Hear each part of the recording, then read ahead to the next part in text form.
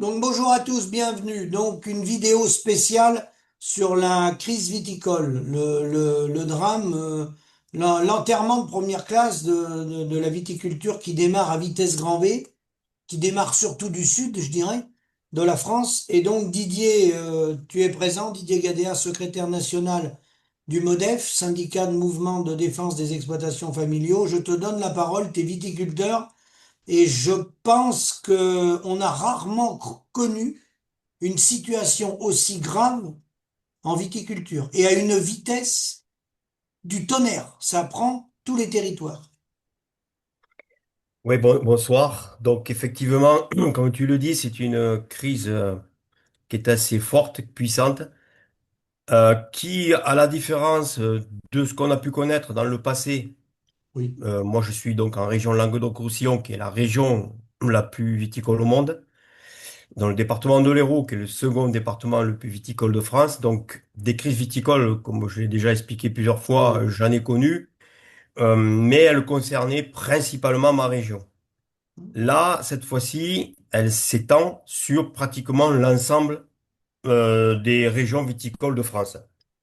Encore aujourd'hui, j'ai vu dans dans la presse spécialisée que Éric Pastorino, qui est le président de l'ODG des rosés de Provence, bon, ben, ils se commencent à s'inquiéter parce que même eux, ils sentent que la crise, le vent de la crise pourrait venir les chambouler, quoi.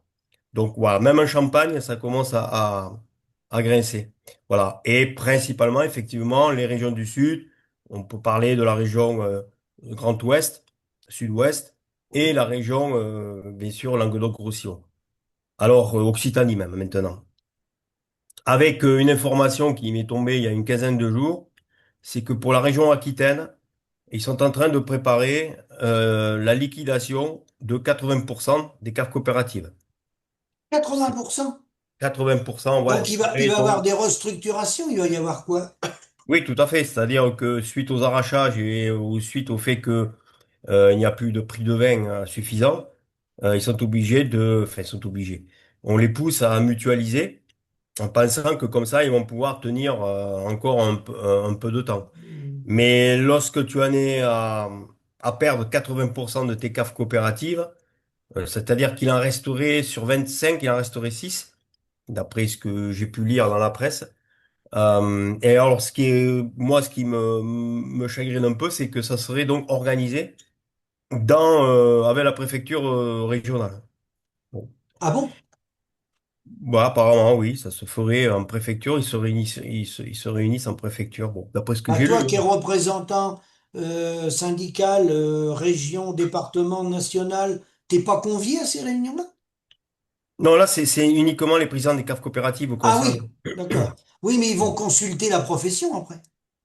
Oh, j'ai pas l'impression, hein. J'ai pas l'impression qu'il va y avoir des consultations. Il n'y a ni consultation, ni manifestation, il y a rien. C'est une crise.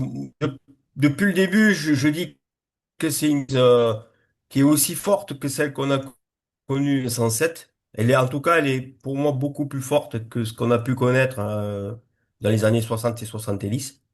Oui, La seule il y avait différence, eu des crises là.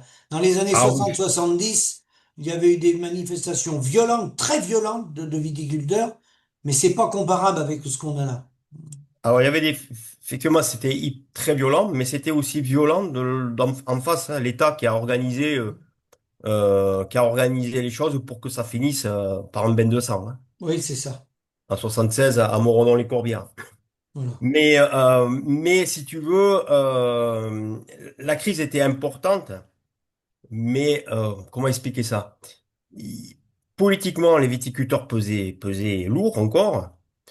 Et surtout, la FNSEA n'avait aucune emprise sur la coopération comme là aujourd'hui.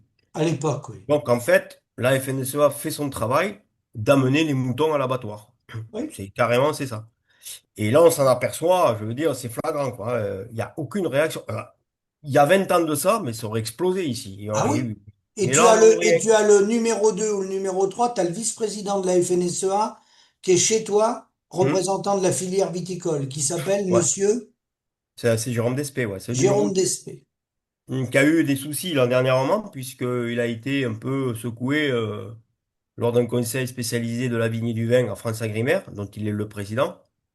Puisque tu sais que dans le cadre de la loi sur l'avenir agricole, il parlait d'abord de mettre en place un tunnel des prix pour le vin. Et là, il y a eu, enfin, les négociants et les courtiers ont dit non, non, il n'en est pas question. Le tunnel de prix, alors pour expliquer ce que c'est, hein, c'est un grand mot pour pas dire grand-chose. C'est en fait du prix d'orientation, voilà. Du prix d'orientation qui prend un peu Égalim, quoi. C'est la C'est continuité pour nous d'Égalim. mener en bateau. C'est pour nous mener en bateau. J'entendrai Arnaud Rousseau qui a été auditionné au Sénat parler des tunnels de prix. C'est pour, voilà, avec l'agroalimentaire, l'agro-industrie, le commerce international, le tunnel de prix, c'est pour jouer. Voilà, c'est pour nous faire avaler la couleuvre. Il n'y a qu'un mot qui est vrai, c'est le prix rémunérateur, le coût de production. Tunnel du prix, c'est de l'enfumage. Voilà. Mais fait, quand tu dis que c'est pour noyer le poisson, c'est par rapport aux agriculteurs, hein. Bien sûr. Quand tu dis nous, c'est les agriculteurs. Oui, effectivement, oui, oui, non, mais tunnel de prix. Mais même ça, ils ne l'acceptent pas, puisque dans le projet de loi, il était prévu que l'État puisse intervenir dans le cadre de négociations dans les interprofessions, donc, ce qui prouve bien que c'est dans les interprofessions que se fixent les prix, et que donc, si les prix n'étaient pas acceptables parce qu'ils ne prendraient pas en compte les coûts de production, l'État pourrait intervenir, mais intervenir comment? Intervenir je sais pas comment d'ailleurs. Bon, bref, même ça, le marché ne veut pas en entendre parler. Et donc, en fait, c'est la fuite en avant. Parce que même eux, le marché, et les négociants et les courtiers de vin, si la branche sur laquelle ils sont eux-mêmes posés, et tout ça, plus ça va, plus tu sens que ça va tomber, tout, que ça va s'écrouler, parce que tu ne peux pas tenir avec des coûts de production autour d'1,20 € le litre, comme c'est chez moi, Ah bah et oui. des prix qui sont à 60 centimes du litre. Il n'y a pas besoin d'avoir fait des grandes études commerciales et je sais pas quoi pour comprendre que c'est intenable, intenable. Mais bon, ils y vont gaiement. Et comme je te dis, il n'y a pas de, enfin, on voit pas, ça bouge pas, quoi. Il n'y a rien qui bouge. Petite manifestation en décembre, je crois qu'il y a eu à Béziers, manière de dire qu'on fait quelque chose. Mais fondamentalement, il n'y a rien qui bouge. Et il n'y a rien qui bouge aussi politiquement, hein. Tu n'entends pas de partis politiques, d'élus qui prennent la chose au sérieux. Voilà. Et c'est dans ce cadre-là, si tu veux, que avec un camarade, avec un collègue, on a décidé de faire un appel.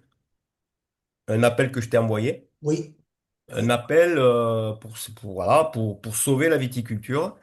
Parce qu'à travers la viticulture, c'est pas que la viticulture, c'est la ruralité dans son ensemble. Dans cet appel, c'est la défense de la ruralité, des services publics, des médecins, de la pharmacie du Tous coin, les emplois indirects. tous les emplois, et il y en a beaucoup.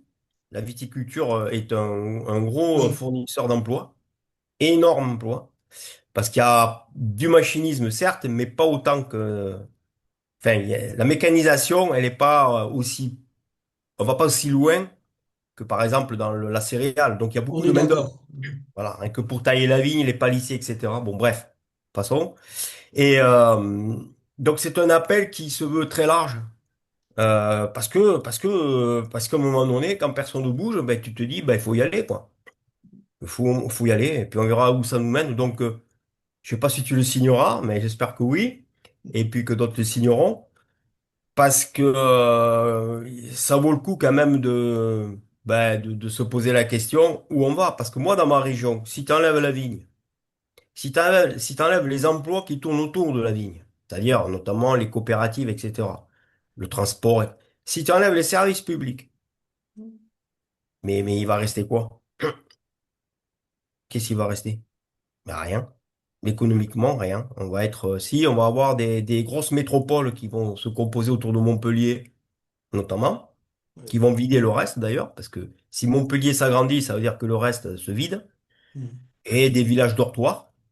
Et attention à ceux qui sont dans les villages dortoirs, méfiez-vous, parce que moins il y aura de vignes, plus il y aura de friches, plus il y aura de friches, plus il y aura des incendies, et vos maisons, elles le brûleront, mais en quelques secondes, hein. plus il y Voilà ce aura qui... d'insécurité d'une manière générale. Ah oui, ça, c'est sûr. On a vu ce qui s'est passé dans l'Aude l'année dernière, mais il Mm. faut regarder ce qui se passe aux États-Unis. Et ça peut très très bien se passer chez nous s'il n'y a plus de vigne. Comme je te l'ai déjà dit, il n'y a pas meilleur coupe-feu que la vigne. Ah La oui, oui, vigne, je c'est un sais. coupe-feu naturel. Tu peux en parler aux pompiers, ils te le diront, hein. Mm. Donc voilà. Donc cet appel, je sais pas si tu peux le faire circuler ou quoi, mais Oui, je vais le faire au circuler. moins que les gens le lisent et puis qui Ah, s'ils veulent.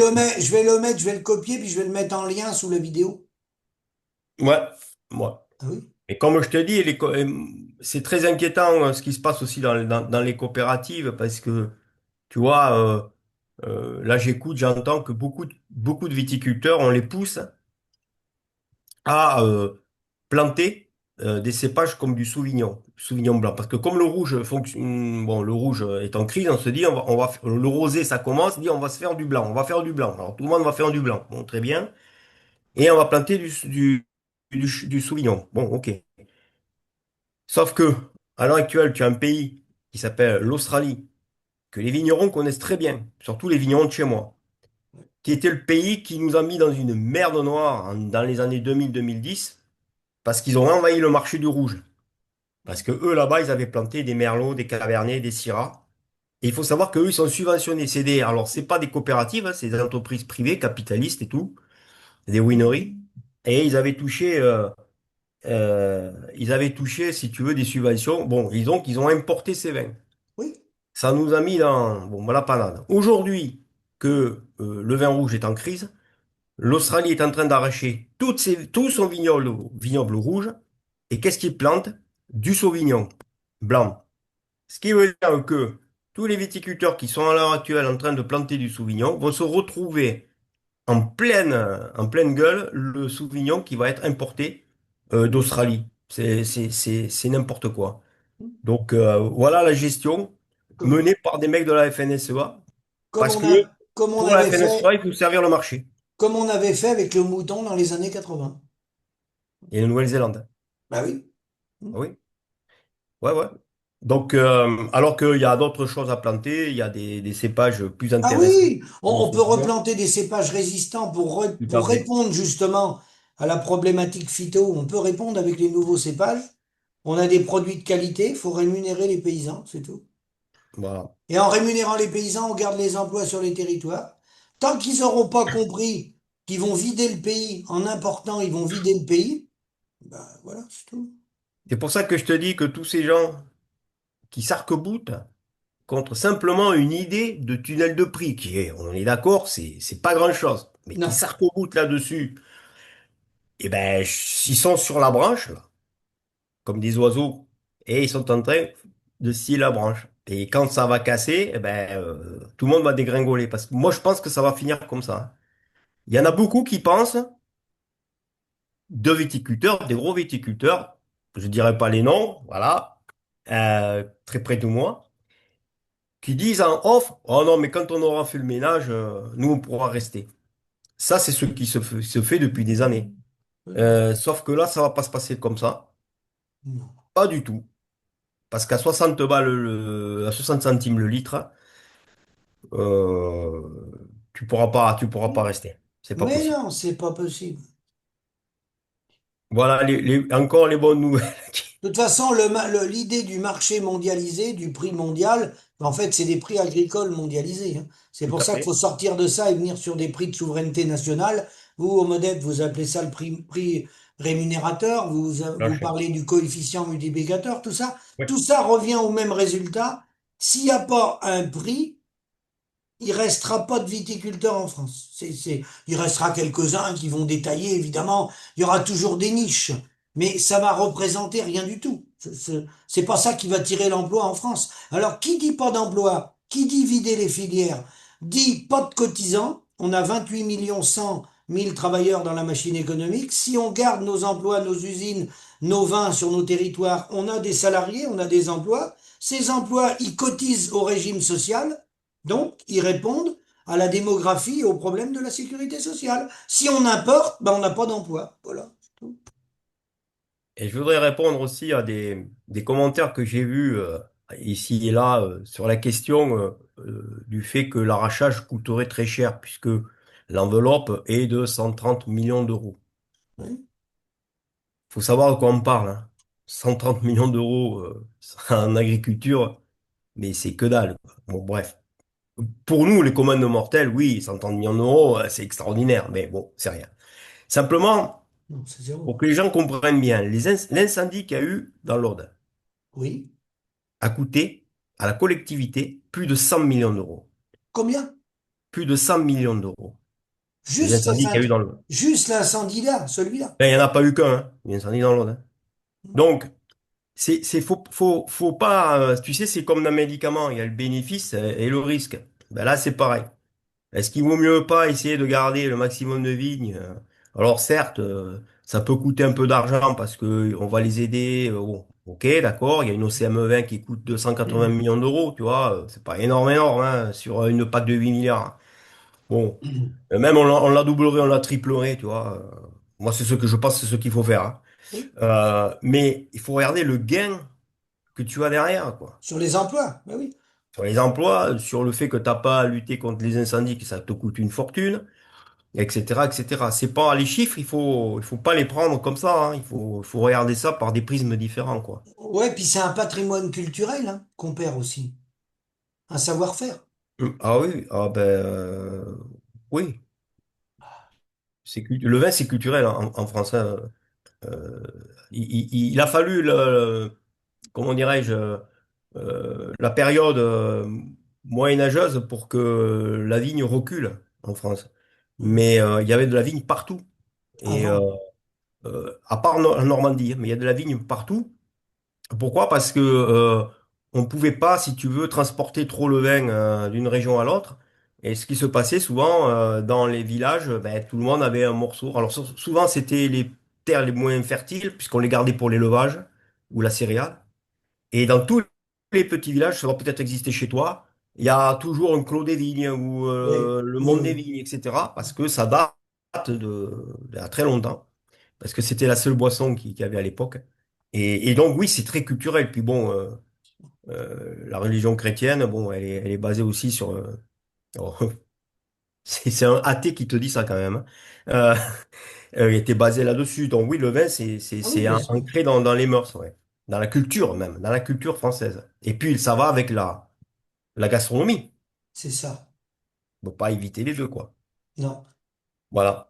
Donc là, concrètement, tu lances un appel. Je vais mettre ce que tu m'as envoyé dans les liens sous la vidéo. Tu lances un appel, toi, Didier, pour... ben, il faut qu'il y ait quelqu'un, faut qu'on ait un pilote dans l'avion, parce que là, on va s'écraser, là. Ouais, j'aurais aimé que ce soit pris par, si tu veux, des élus, des responsables de caves coopératives, des gens, tu vois, de stature un peu plus importante que la mienne. Mais chez toi, tu as Monsieur Cabanel, que j'ai rencontré il y a pas longtemps. Il est viticulteur chez toi.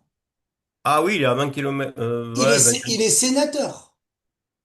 ouais, ouais, il est sénateur, il est ancien président de la J'ai- cave coopérative de Servien. Je l'ai rencontré il y a pas longtemps, sur Paris. Ah ouais, t'as de la chance, hein. Ah non, j'étais invité à une réunion, il était là. Et alors, qu'est-ce qu'il t'a dit, notre cher Henri? Le discours du politique. Voilà, Le en même temps. voilà, parfait. Ben, c'est bien, on voit le résultat. Voilà. Non, ce que je te dis, bon, c'est des gens qui sont complètement sous la coupe idéologique du marché, de la défense du marché. Ils ne parlent que de ça. Du libre-échange. Hmm. Le libre-échange, gna, gna, gna, gna, gna, gna. Bon, ils savent que ça. Mais eux, par contre, tous les mois, ça tombe. Tous les mois, boum, il y a le salaire qui tombe. Là, ils y vont pas sur le libre-échange, tu vois. Ils veulent bien que les autres y aillent, mais pas eux. Ben non, Eux, ils ils aiment ont bien que pas. ça tombe tous les mois. Non, non, le salaire du sénateur mondialisé, il n'existe pas. Non, non. Et avant sénateur, il était conseiller départemental aussi. Ni les attachés parlementaires, d'ailleurs. Elles sont pas Ouais, ouais. sur une base d'un prix mondialisé. Voilà.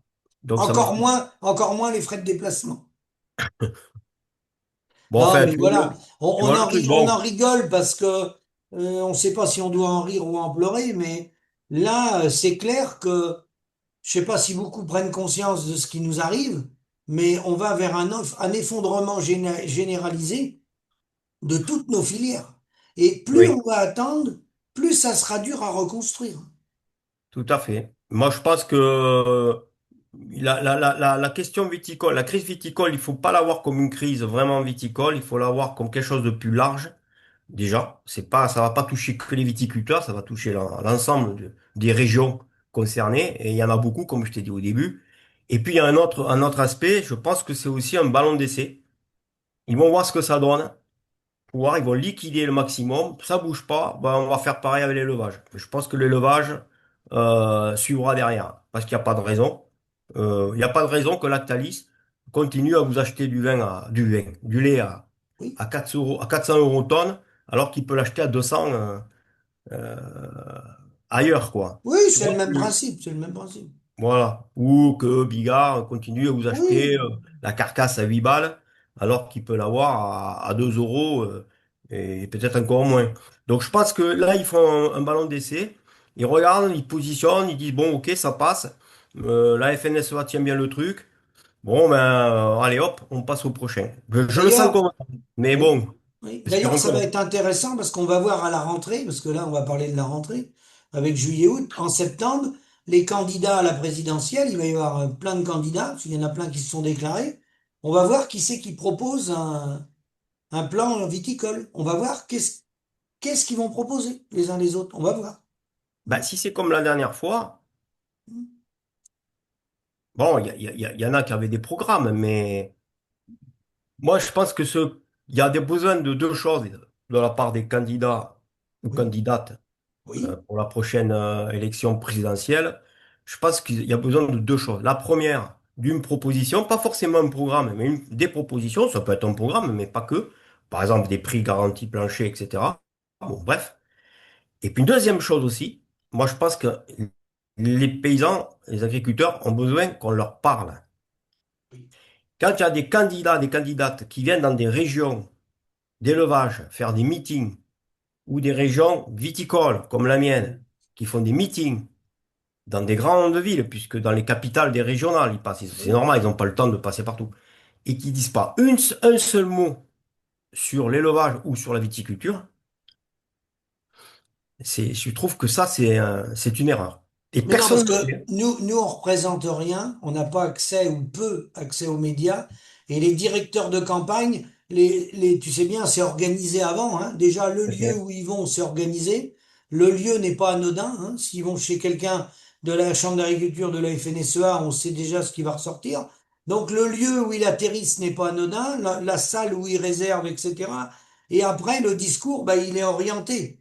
Donc, ils ont des directeurs de campagne où ils peuvent aller dans ta région sans dire un mot de la viticulture ou l'effleurer du bout des lèvres. Mais c'est pas ça qu'on a besoin. Hein. Moi, je pense que, ouais, il faudrait qu'ils s'adressent. Mais tu dis, on ne pèse rien. C'est vrai. On pèse pas grand-chose. Mais à midi, quand il va aller manger, quand il va pas mettre des clous et des boulons dans l'assiette, hein. Non. On pèse On pèse. rien Oui, sur mais le j'ai bien plan compris. français ou international voilà, par rapport au produit intérieur brut, mais tu peux pas vivre sans manger, sans boire de l'eau, du vin, un apéro. Enfin, c'est la vie de tous les jours. Hein. Voilà. C'est ça. Donc, moi, je pense que c'est ces deux choses-là. Mais en attendant, on a lancé un appel. On commence les signatures. Et c'est un appel vraiment large, hein. C'est pas une question politique ou quoi que Non, ce non, soit. non, on s'en fout de ça. Ah, exactement. C'est vraiment pour dire, C'est l'appel du 18 juin. non, je n'ai pas cette prétention. On est le Non, non, 18 non. juin. Non, mais je blague, mais c'est bon. Pour dire que là, la situation, plus on va attendre, plus s'il n'y a pas rapidement des hommes politiques qui changent le programme agricole, le modèle agricole, qu'on n'a pas un vrai programme, on va tous s'effondrer. Et ça Une passe par paire, les prix, hein. pas de renouvellement, ça passe par les prix. Pas de renouvellement de génération. Situation dramatique pour les cédants. Et puis ceux qui sont en cours d'activité, bah, ils gagnent pas d'argent. Ils végètent. Donc mentalement, les gens sont résignés. Il y a pas, t'as pas d'envie d'aller au travail s'il n'y a pas une juste rémunération. T'as plutôt envie de partir. Oui, voilà. Mais d'une façon ou partir, d'une autre. partir pour faire autre chose, faire quoi? Parce que bon, attends, c'est bouché dans pas mal d'autres domaines, hein. Il n'y a pas la crise, on va rester dans l'agricole, mais la crise à l'époque dans l'agricole, malheureusement, hein. Les défaillances d'entreprise, j'ai vu le MEDEF lui-même, il le dit qu'on est à plus de 70 000 par Oui. an maintenant. Donc on est quand même sur des chiffres relativement importants. Et ça encore, c'est ceux qui se déclarent en défaillance d'entreprise. Il y a tous ceux qui se sont pas déclarés, qui ont fermé la boîte et t'en entends pas parler. Bah, je vais te donner un exemple précis d'un vigneron, famille de viticulteurs depuis au moins 3 générations. Le gars, il a 12 hectares. Hmm. Il fait un métier à côté, hein. Il est vigneron coopérateur, mais il a un métier, bon, c'est toujours pareil, c'est sa femme qui est déclarée, bon, bref. Oui. Euh, L'année dernière, sur son exploitation, il a perdu, hein. Il a fallu qu'il sorte de l'argent, 18 000 euros, En travaillant. en travaillant. Et en travaillant, hein. Cette année, il a dit, je vais pas perdre de l'argent. Il a appelé le gars, l'entreprise, il a tout arraché. Et 12 hectares d'un coup. Voilà. Parce que c'est pas fortuné et que tu peux pas perdre 18 000 20 000 euros Non. tous les ans. C'est pas possible. Après, tu vends la maison, quoi. Voilà un exemple concret. Et j'insiste, c'est quelqu'un qui est depuis plusieurs générations viticulteur coopérateur, hein. C'est pas un gars qui s'est installé hier, quoi. Hmm. Il connaît bien le métier. Hmm. Voilà. Et dès comme ça, il va en avoir, mais pléthore, hein. Voilà. C'est pour Alors, ça que je dis que cette crise-là, elle est vraiment extrêmement grave. oui, oui. Voilà. C'est Et pas, puis elle est faut pas prendre ça violente. à la légère. Elle est venue brutalement. Elle est violente.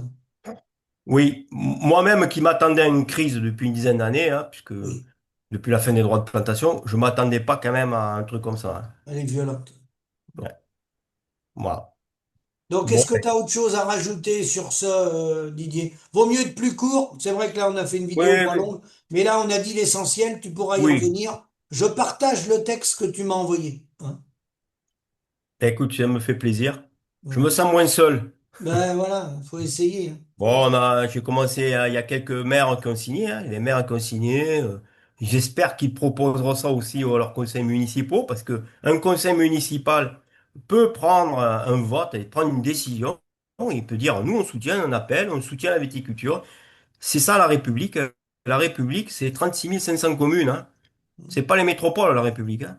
C'est pas les communautés de communes, la République. La Mais République, bien sûr c'est que les non. communes. Bien sûr que non. C'est voilà. Et donc, dans le conseil municipal, on peut soutenir un appel, un texte qui appelle justement à sauver la viticulture. Bien sûr, Bon, bien sûr. voilà. Ben Non, non, écoute, mais on se ça- revoit peut-être dans quelques jours. on se revoit dans quelques jours, on refait le point. Ça s'appliquera à ma région. Moi, il y a beaucoup de détaillants au détail. Il y a moins de coopératives que chez toi, chez moi, mais ça replante moins. Moi, je connais bien les entrepreneurs, hein. Chaque année, ils Mhm. replantent parce qu'il y a un circuit, hein. Il y a une baisse d'activité importante sur les Oui. replantations. Donc, la crise, chez moi, en Pays de la Loire, dans les Layons, elle est moins forte que chez toi, mais elle est là, hein. Je te rassure, elle est là, hein. Il y en a Oui, qui je le veulent, sais. il y en a qui veulent arrêter, hein, Oui, aussi. j'ai des retours, effectivement, qui disent la même chose, oui. Ah oui, oui, oui, oui, oui, oui. Bon. Bon. Eh ben, écoute, Didier, merci. Je partage ça et je te dis à bientôt pour la prochaine intervention. Merci, Merci Didier. à vous, à Merci. toi. Au revoir. Au revoir.